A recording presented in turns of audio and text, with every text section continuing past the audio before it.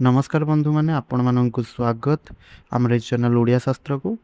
कौन आपण मैंने कुंभ राशि व्यक्ति विशेष अटंती कि जदि हाँ ताहले यही वीडियोटी को शेष पर्यंत निश्चय रूप से देखंतु कहीं यही वीडियोटी आपण बहुत गुरुत्वपूर्ण अटे। कारण यही वीडियो रे आपण जानवे जे 7, 8, 9 जुलाई जहाँकि मंगलवार, बुधवार एवं गुरुवार यही 3 दिन आपणों किपरि रहिबाकु जाउअछि आउ एही 3 दिन रे आपणक जीवन रे केउ 3टी खुशी आसीबा पई जाउअछि।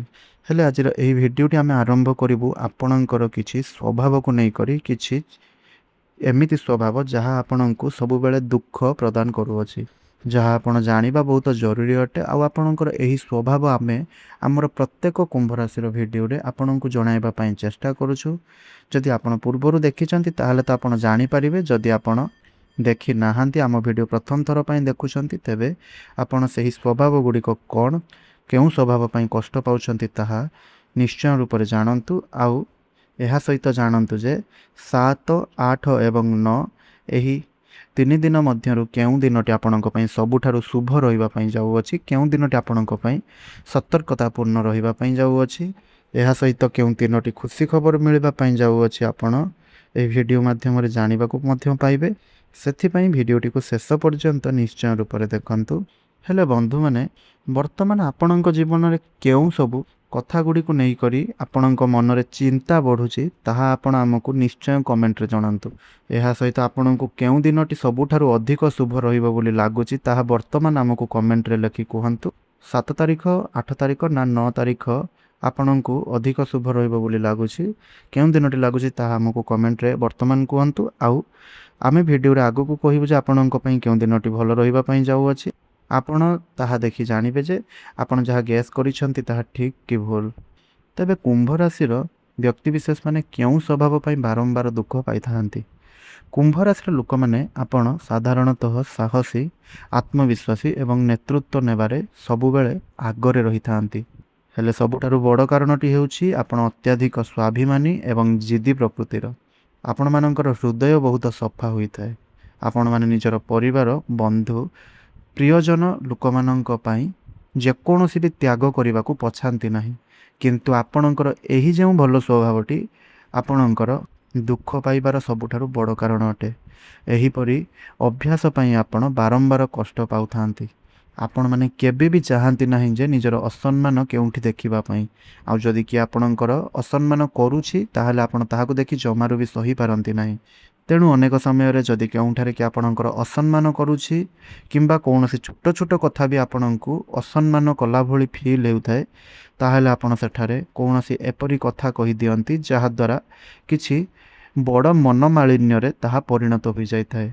रागरे किंबा अति क्रोधतार सहित आपण किछि एपरि निष्पत्ति नहीं जाइथांती जहाँ आपणकु परे अनुताप करिबा पई पड़िथाय। एहा मु ठीक कहूछि कि भूल आपणकर जदि कुंभ राशि अटे ताहाले आपणक पाखरे एही भली स्वभाव अछि कि नाही ताहा निश्चय मते टिके कमेंट रे हां कि ना निश्चय जणाइबे। आ गोटे कथा मध्य होछि जे आपण अन्य मानक पई बहुत किछि करिथांती किंतु बदल रे आपण सेमानंक ठारू बहुत दुख पाई थांती। अन्य मानक आपण बहुत भल पाइबा सम्मान देई थांती किंतु ता परिवर्ते से आपणको दुख प्रदान करि थांती। तथापि आपण निजर सही दुख बा निजर कष्ट को कहा सहित शेयर करंती नहीं बा कहा को कहंती नहीं। निजर मुखरे सब बेले हस रखि थांती किंतु आपण भितरु जंत्रणा अनुभव करू थांती, भितरु भांगी पड़ी थांती। हेले आपण मानकु गोटे परामर्श देउछि। तो कुंभ राशि व्यक्ति विशेष माने जदि आपण निजर राग को नियंत्रण करेंगे, जिद को कमाइबे, प्रत्येक कथा को हृदय को नहीं करी धैर्यर सहित आग को बढ़े, तेबे जाई आपणक जीवन में दुख समस्या गुड़िक दूर हेबो, आपण खुशी रे रहिबा आरंभ करिवे। तो यह तो थिला केउं स्वभाव पई आपण कष्ट पाउछंती। एबे आसंतु जानिबा जे केउं दिनटी आपणक पई शुभ रहिबा बेले केउं दिनटी आपणक पई सतर्कतापूर्ण रहउछि। तेबे 7 जुलाई मंगलवार दिनटी आपणक पई उत्साहपूर्ण, आत्मविश्वास एवं सकारात्मक शक्ति रे पूर्ण रहुछि। एही दिन आपणकर जहाँ भी किछि बहुत दिन हलाणी काम गुड़िक अटकी रहिथिला ताहा आगको बढ़िबाकू लागिबो। आ जेउं काम रे बारंबार बाधा गुड़िक आसुतला सेही काम आपणकर भल भाबरे हेबाकू लागिबो। ଯଦି ଆପଣ ସେହି ସବୁ କାମ ଗୁଡ଼ିକରେ ନିଜ ଉପରେ ବିଶ୍ୱାସ ରଖି କାମ କରୁଛନ୍ତି ତାହେଲେ ଯାଇ ଆପଣଙ୍କୁ ସେହି କାମରେ ସଫଳତା ନିଶ୍ଚୟ ରୂପରେ ଦେଖିବାକୁ ମିଳିବ। ହେଲେ ଯେଉଁମାନେ ଚାକିରି କରୁଛନ୍ତି କିମ୍ବା କୌଣସି IT ସେକ୍ଟର କିମ୍ବା କର୍ପୋରେଟ୍ ଲାଇଫ୍ରେ ଅଛନ୍ତି କିମ୍ବା ଯେକୌଣସି ବି ଚାକିରି କରୁଛନ୍ତି ତ ଆପଣଙ୍କର ସିନିୟରମାନଙ୍କ ଠାରୁ ଆପଣ ପ୍ରଶଂସା ପାଇବେ ଏବଂ ସେମାନେ ମଧ୍ୟ ଆପଣଙ୍କୁ ସହଯୋଗ କିଛି ପ୍ରଦାନ କରିପାରନ୍ତି। ଏହା ସହିତ ନୂଆ ଦାୟିତ୍ୱ ମଧ୍ୟ ଏହି ଦିନ ଆପଣଙ୍କୁ ମିଳିବ। ଆଉ ଯଦି ଆପଣ ବ୍ୟବସାୟୀ ଅଟନ୍ତି, ବ୍ୟବସାୟ କରୁଛନ୍ତି ତାହେଲେ ଏହି ଦିନ ଆପଣଙ୍କ ପାଇଁ ନୂଆ ଯୋଜନା କରିବା, ନୂଆ ଗ୍ରାହକଙ୍କ ସହ ଯୋଗାଯୋଗ ବଢ଼ାଇବା ଏବଂ ବ୍ୟବସାୟର ବିସ୍ତାର କରିବା ଏହି ଦିନଟି ଆପଣଙ୍କର ଏହି ସବୁ କାମ ପାଇଁ ଅନୁକୂଳ ରହିବ। ଏହା ସହିତ ପାରିବାରିକ ଜୀବନରେ ଖୁସି ଏହି ଦିନ ଆପଣଙ୍କୁ ଦେଖିବା ପାଇଁ ମିଳିବ। ପରିବାରର କୌଣସି ସଦସ୍ୟଙ୍କ ଠାରୁ ଆପଣଙ୍କୁ କିଛି ଭଲ ଖବର ମଧ୍ୟ ଏହି ଦିନ ମିଳିପାରେ ଯାହା ଆପଣଙ୍କ ମନକୁ ଖୁସି ପ୍ରଦାନ କରିବ। ଦାମ୍ପତ୍ୟ ଜୀବନରେ ମଧ୍ୟ ପରସ୍ପର ମଧ୍ୟରେ ବୁଝାମଣା ବଢ଼ିବ ଆଉ ସ୍ନେହ ଭଲ ପାଇବା ମଧ୍ୟ ବଢ଼ିବ। ଆଉ ଆର୍ଥିକ ଦୃଷ୍ଟିରୁ ଏହି ଦିନ ଆପଣଙ୍କୁ କିଛି ଅଳ୍ପ ପରିମାଣରେ ଧନ ଲାଭର ସଂକେତ ମଧ୍ୟ ମିଳୁଛି। ଅଟକିଥିବା ଟଙ୍କା ଆପଣ ଏହି ଦିନ ଫେରି ପାଇବେ, ଆୟର ସୁଯୋଗ ମଧ୍ୟ ମିଳିବ ଏବଂ ଅନାବଶ୍ୟକ ଖର୍ଚ୍ଚ ଉପରେ ଯଦି ଟିକେ ଏହି ଦିନ ଆପଣ ନିୟନ୍ତ୍ରଣ ରଖୁଛନ୍ତି ତାହେଲେ ଏହା ଆପଣଙ୍କ ପାଇଁ ବହୁତ ଉପଯୋଗୀ ହେବ। କିନ୍ତୁ ଯଦି କଥା ହେବା ଆପଣଙ୍କର 8 ଜୁଲାଇ ବୁଧବାର ଦିନଟି ସମ୍ପର୍କରେ ତାହେଲେ ଏହି ଦିନଟି ଆପଣଙ୍କ ପାଇଁ ଟିକେ ସତର୍କତାପୂର୍ଣ୍ଣ ଦିନ ରହୁଛି। ବିଶେଷ କରି ଆର୍ଥିକ କ୍ଷେତ୍ରରେ ଏହି ଦିନ ଆପଣଙ୍କୁ ଟିକେ ସତର୍କତା ରହିବା ଅଧିକ ଆବଶ୍ୟକ। ଯଦି ଏହି ଦିନ କିଛି କାହା ସହିତ ଟଙ୍କା ଦେବା ନେବା କରୁଛନ୍ତି କିମ୍ବା କୌଣସି ଆର୍ଥିକ ଜନିତ କାଗଜପତ୍ରରେ ସାଇନ୍ କରୁଛନ୍ତି କିମ୍ବା ନୂଆ ବିନିଯୋଗ କେଉଁଠାରେ କିଛି କରିବା ପାଇଁ ଚାହୁଁଛନ୍ତି, ଟ୍ରେଡ଼ିଂ କରୁଛନ୍ତି କିମ୍ବା ସେୟାର ମାର୍କେଟରେ ଇନଭେଷ୍ଟ କରୁଛନ୍ତି ତାହେଲେ ଏହିସବୁ ଆର୍ଥିକ ବିନିଯୋଗ କରିବା ପୂର୍ବରୁ ଟିକେ ସତର୍କ ରୁହନ୍ତୁ। ଭଲ ଭାବରେ ଭାବି ଚିନ୍ତି କରି କାମ କରନ୍ତୁ, ନଚେତ୍ ଆପଣଙ୍କୁ ଭବିଷ୍ୟତରେ କ୍ଷତିର ସମ୍ମୁଖୀନ ହେବା ପାଇଁ ପଡ଼ିପାରେ। ଏହା ସହିତ କାର୍ଯ୍ୟକ୍ଷେତ୍ରରେ କିଛି ଛୋଟ ଛୋଟ ବାଧା ଆସିବ କିମ୍ବା କାର୍ଯ୍ୟରେ ଆପଣଙ୍କର ବିଳମ୍ବ ଦେଖାଦେବ ଆଉ ଆପଣଙ୍କର ସହକର୍ମୀମାନେ ଆପଣଙ୍କର ସାଥିରେ କିଛି ପଲିଟିକ୍ସ କରିପାରନ୍ତି କିମ୍ବା ଛଳନା କରିପାରନ୍ତି। ଆପଣ ଏହି ଦିନ ନିଜର କାର୍ଯ୍ୟକ୍ଷେତ୍ରରେ ଜବ୍ ଲାଇଫ୍ରେ ସହକର୍ମୀ କିମ୍ବା ପରିଚିତ ବ୍ୟକ୍ତିଙ୍କର କଥାରେ ପଡ଼ି କୌଣସି ବଡ଼ ନିଷ୍ପତ୍ତି ନିଅନ୍ତୁ ନାହିଁ ଯାହାକି ଆପଣଙ୍କ ପାଇଁ ପରେ କ୍ଷତିକାରକ ସାବ୍ୟସ୍ତ ହେବ। ନିଜ ହଇରାଣରେ ପଡ଼ିଯିବେ।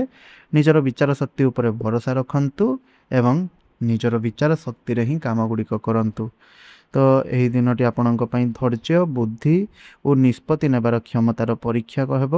ତେଣୁ ଆପଣ ଏହି ଦିନ ପ୍ରତ୍ୟେକ କାମ ଭାବିଚିନ୍ତି କରି କରନ୍ତୁ। ତରବରିଆ ଭାବରେ କୌଣସି କାମ ଗୁଡ଼ିକ କରନ୍ତୁ ନାହିଁ। ଆଉ ପାରିବାରିକ ଜୀବନରେ କୌଣସି ଛୋଟ କଥାକୁ ନେଇକରି ଏହି ଦିନ ମତଭେଦ ମଧ୍ୟ ଦେଖା ଦେଇପାରେ।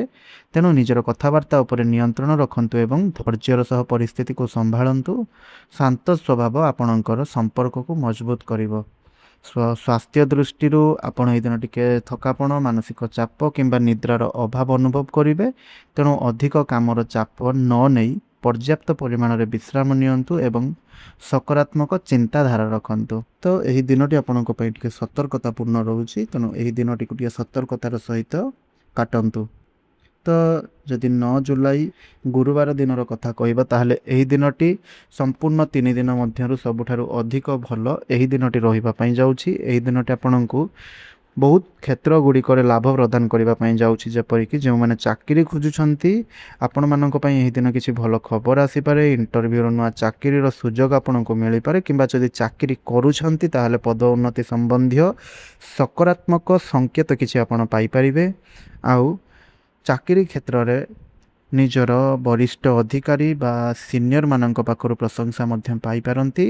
ବ୍ୟବସାୟୀ ଯେଉଁମାନେ ଅଛନ୍ତି ଏହି ଦିନଟି ଆପଣଙ୍କ ପାଇଁ ବିଶେଷ ଲାଭଦାୟକ ରହୁଛି। ଆପଣଙ୍କର ନୂଆ ଗ୍ରାହକ, ଭଲ ଅର୍ଡ଼ର କିମ୍ବା ଆଶାଠାରୁ ଅଧିକ ଲାଭ ଏହି ଦିନ ମିଳିବାର ସମ୍ଭାବନା ବହୁତ ଅଧିକ ରହିଛି। ଯଦି କୌଣସି ନୂଆ କାମ ଆରମ୍ଭ କରିବାର ଯୋଜନା ବହୁତ ଦିନ ହେଲାଣି କରୁଥିଲେ ତାହେଲେ ଆପଣ ତାହା ଏହି ଦିନ କରିପାରିବେ ଯାହାକି ଆପଣଙ୍କ ପାଇଁ ଭବିଷ୍ୟତରେ ବହୁତ ଭଲ ଫଳ ଆଣିକରି ଦେବ। ଏହା ସହିତ ପ୍ରେମ ସମ୍ପର୍କ ଆଉ ଦାମ୍ପତ୍ୟ ସମ୍ପର୍କରେ ମଧ୍ୟ ମଧୁରତା ବଢ଼ିବ। ଜୀବନସାଥୀଙ୍କ ସହ ସମ୍ପର୍କ ଆହୁରି ଆପଣଙ୍କର ମଜବୁତ ହେବ ଏବଂ ପରିବାର ସହ ହସ ଖୁସିରେ ଆପଣ ଏହି ଦିନ ସମୟ ବହୁତ ବିତାଇବେ। ଆପଣଙ୍କୁ ସୁଯୋଗ ମଧ୍ୟ ମିଳିବ। ଘରେ କୌଣସି ଶୁଭ କାର୍ଯ୍ୟର ଆଲୋଚନା ମଧ୍ୟ ଆପଣ କରିପାରନ୍ତି। ଆର୍ଥିକ ସ୍ଥିତି ମଧ୍ୟ ଏହି ଦିନ ସୁଧାର ଦେଖାଯିବ। ଅଟକିଥିବା ଧନ ଆପଣଙ୍କର ଯାହା ଫେରି ପାରୁନଥିଲା ଆପଣଙ୍କ ପାଖକୁ ତାହା ମଧ୍ୟ ଫେରି ପାଇବାର ସୁଯୋଗ ବହୁତ ଅଧିକ ରହିଛି। ଏହା ସହିତ ନୂଆ ଆୟର ଉତ୍ସ କିଛି ଆପଣଙ୍କୁ ଦେଖାହେବ। ଏହି ଦିନ ଆପଣଙ୍କର ଆତ୍ମବିଶ୍ୱାସ ବଢ଼ିବ, ଯାହା ଆଗାମୀ ଦିନରେ ଆହୁରି ବଡ଼ ସଫଳତା ପାଇଁ ଆପଣଙ୍କୁ ପ୍ରେରଣା ମଧ୍ୟ ପ୍ରଦାନ କରିବ। ତ ଏହି 3 ଦିନରେ ଆପଣଙ୍କର କେଉଁ କ୍ଷେତ୍ରରେ ଜୀବନ ବଦଳୁଛି ଯଦି ଆମେ କଥା ହେବା, ତାହେଲେ ଯଦି ଆପଣ ଦୀର୍ଘ ଦିନ ଧରି ପରିଶ୍ରମ କରୁଛନ୍ତି, ତେବେ ସେହି ପରିଶ୍ରମର ଫଳ ମିଳିବା ଆରମ୍ଭ ହେବ। ପଦୋନ୍ନତି, ନୂଆ ଚାକିରି, ବ୍ୟବସାୟରେ ବିସ୍ତାର କିମ୍ବା ସମାଜରେ ସମ୍ମାନ ବଢ଼ିବା ଭଳି ଯୁଗ ମଧ୍ୟ ଆପଣଙ୍କ ପାଇଁ ସୃଷ୍ଟି ହେଉଛି। ଆପଣଙ୍କ ନେତୃତ୍ୱ ଦକ୍ଷତା ଆପଣଙ୍କୁ ଅନ୍ୟମାନଙ୍କ ଠାରୁ ଅଲଗା ପରିଚୟ ମଧ୍ୟ ଦେବ। ଆଉ କ୍ୟାରିୟର, ଚାକିରି, ବ୍ୟବସାୟ, ନେତୃତ୍ୱ, ପ୍ରଶାସନିକ କ୍ଷେତ୍ର, ସରକାରୀ କାମ ଏବଂ ନିଜସ୍ୱ ବ୍ୟବସାୟ ସହିତ ଜଡ଼ିତ ଲୋକମାନଙ୍କୁ ଏହି 3 ଦିନ ମଧ୍ୟରେ ଭଲ ପ୍ରଗତିର ସମ୍ଭାବନା ମଧ୍ୟ ରହୁଛି। କିନ୍ତୁ ଗୋଟିଏ କଥା ସବୁବେଳେ ମନେ ରଖନ୍ତୁ, ସଫଳତାର ସବୁଠାରୁ ବଡ଼ ଶତ୍ରୁ ହେଉଛି ଅହଙ୍କାର ଏବଂ ତରବରିଆ ନିଷ୍ପତ୍ତି। ଯଦି ଆପଣ ଧୈର୍ଯ୍ୟ, ନମ୍ରତା ଏବଂ ବୁଦ୍ଧିମତାର ସହ ପ୍ରତ୍ୟେକ ପଦକ୍ଷେପ ଗୁଡ଼ିକ ନେବେ, ତେବେ ଆଗାମୀ ସମୟରେ ଆପଣଙ୍କ ଜୀବନରେ ଏମିତି ସବୁ ସକାରାତ୍ମକ ପରିବର୍ତ୍ତନ ଗୁଡ଼ିକ ଆସିବ, ଯାହା ଆପଣଙ୍କର ବହୁତ ଦିନ ଧରି ଅପେକ୍ଷା କରିଥିଲେ। ତେଣୁ ନିଜର କ୍ଷମତା ଉପରେ ବିଶ୍ୱାସ ରଖନ୍ତୁ, ସଠିକ୍ ସମୟରେ ସଠିକ୍ ନିଷ୍ପତ୍ତି ନିଅନ୍ତୁ ଏବଂ ପରିଶ୍ରମ ଜାରି ରଖନ୍ତୁ। ଆପଣଙ୍କ ପରିଶ୍ରମ ହିଁ ଆପଣଙ୍କ ଭାଗ୍ୟକୁ ଏକ ନୂଆ ଦିଗ ଦେବ। ତେବେ ବନ୍ଧୁମାନେ, ଆଶା କରୁଛି କୁମ୍ଭ ରାଶିର ବ୍ୟକ୍ତିବିଶେଷମାନଙ୍କ ପାଇଁ 7, 8, 9 ଜୁଲାଇ ନିଶ୍ଚୟ ରୂପରେ ଭଲରେ କଟିବ। ଆପଣଙ୍କ ପାଇଁ କେଉଁ ଦିନଟି ଶୁଭ ରହିଲା, କେଉଁ ଦିନଟି ସତର୍କତାପୂର୍ଣ୍ଣ ରହୁଛି, ତାହା ତ ମୁଁ ଆପଣମାନଙ୍କୁ କହିଦେଲି। ଏହାକୁ କୌଣସି ଭୟ ଭାବରେ ନିଅନ୍ତୁ ନାହିଁ, ଏହାକୁ ବାସ୍ ଗୋଟିଏ ସତର୍କତା ବାଣୀ ଭାବରେ ନିଅନ୍ତୁ, ଯାହାକି ଆପଣଙ୍କୁ ପୂର୍ବରୁ ସତର୍କତା କରାଇ ଦିଆଯାଇଛି। କୌଣସି ଭୟରେ ଆପଣ ଏହି କାମ ଗୁଡ଼ିକୁ କରନ୍ତୁ ନାହିଁ ବା ଭୟଭୀତ ହୁଅନ୍ତୁ ନାହିଁ। ଆପଣ ବାସ୍ ଏହି କଥା ଗୁଡ଼ିକୁ ଧ୍ୟାନରେ ରଖି ଚାଲନ୍ତୁ, ତ ଆପଣଙ୍କ ଜୀବନରେ ସେମିତି କିଛି ବେଶୀ ଖରାପ ଆପଣଙ୍କୁ ହେବାରେ ଦେଖାଯିବ ନାହିଁ। ତେବେ ବନ୍ଧୁମାନେ, ଆଶା କରୁଛି ଭିଡ଼ିଓଟି ଆପଣଙ୍କୁ ନିଶ୍ଚୟ ରୂପରେ ଭଲ ଲାଗିଥିବ। ଯଦି ଭିଡ଼ିଓଟି ଆପଣଙ୍କୁ ଟିକିଏ ବି ଉପଯୋଗୀ ଲାଗିଛି, ତେବେ ଗୋଟିଏ ଲାଇକ୍ କରନ୍ତୁ, ନିଜର ପରିବାର ଓ ବନ୍ଧୁମାନଙ୍କ ସହ ସେୟାର କରନ୍ତୁ।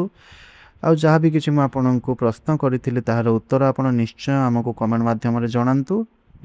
ଚ୍ୟାନେଲଟିରେ ଯଦି ନୂଆ ଅଛନ୍ତି ଆଉ ଏପର୍ଯ୍ୟନ୍ତ ଆମର ଏହି ଚ୍ୟାନେଲଟିକୁ ସବସ୍କ୍ରାଇବ୍ କରିନାହାନ୍ତି, ତାହେଲେ ସବସ୍କ୍ରାଇବ୍ କରି ଆମର ଏହି ଚ୍ୟାନେଲ ସହିତ ଯୋଡ଼ି ରହିବା ସହ ପାଖରେ ଆସୁଥିବା ବେଲ୍ ଆଇକନ୍ଟିକୁ ମଧ୍ୟ ପ୍ରେସ୍ କରନ୍ତୁ, ଯାହାଦ୍ୱାରା ଆମେ ଯାହା ବି କିଛି ରାଶିଫଳ ସମ୍ବନ୍ଧୀୟ ଭିଡ଼ିଓ ଅପଲୋଡ଼ କରିବୁ, ତାହା ଆପଣଙ୍କ ପାଖରେ ସର୍ବପ୍ରଥମେ ପହଞ୍ଚି ପାରିବ ଏବଂ ଆପଣ ସେହି ଭିଡ଼ିଓ ଗୁଡ଼ିକର ଫାଇଦା ସର୍ବପ୍ରଥମେ ଉଠାଇ ପାରିବେ। ତେବେ ଆଜିର ଏହି ଭିଡ଼ିଓଟିକୁ ଏଇଠି ରଖୁଛି। ଜୟ ଜଗନ୍ନାଥ, ଧନ୍ୟବାଦ।